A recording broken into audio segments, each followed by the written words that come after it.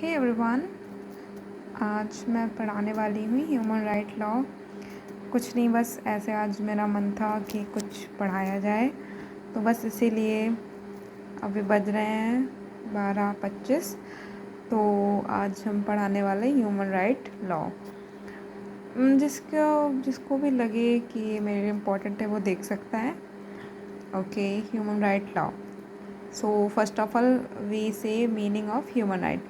Human rights are rights that every human being has by virtue of his or her human dignity. These rights are available to all human beings from their birth, irrespective of their caste, creed, religion, sex, nationality.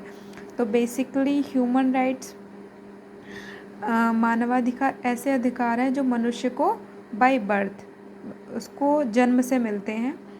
जब से वो जन्म लेता है तब से ही वह मानवाधिकार उसको प्राप्त हो जाते हैं। They are known as birth rights, fundamental rights, natural rights. So इन अधिकारों को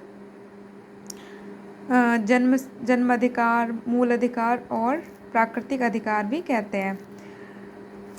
अब आते हैं, इसके बाद एक केस है,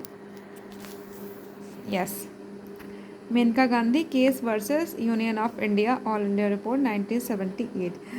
जस्टिस पी.एन. भगवती ऑब्जर्व। एक केस है जिसमें मानवाधिकार के बारे में बताया गया, मेनका गांधी केस। इसके उस टाइम के जो जस्टिस थे, जस्टिस पी.एन. भगवती ने कहा, all these rights which are essential for the protection and maintenance of dignity of individual and create condition in which every human being can develop his personality to the fullest extent may be formed as human right. So हर मानव को, हर मनुष्य को अपनी गरिमा के साथ जीवन जीने का अधिकार है, ये मेनका गांधी केस में बताया।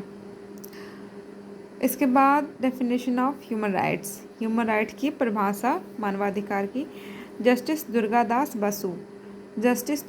बसु के अनुसार human rights are these minimal rights which every individual must have against और other public authority by virtue of his being a member of human dignity irrespective of any consideration. तो आज हम लोग यहीं तक पढ़ेंगे ह्यूमन राइट, आगे UDHR के बारे में पढ़ेंगे। Thank you.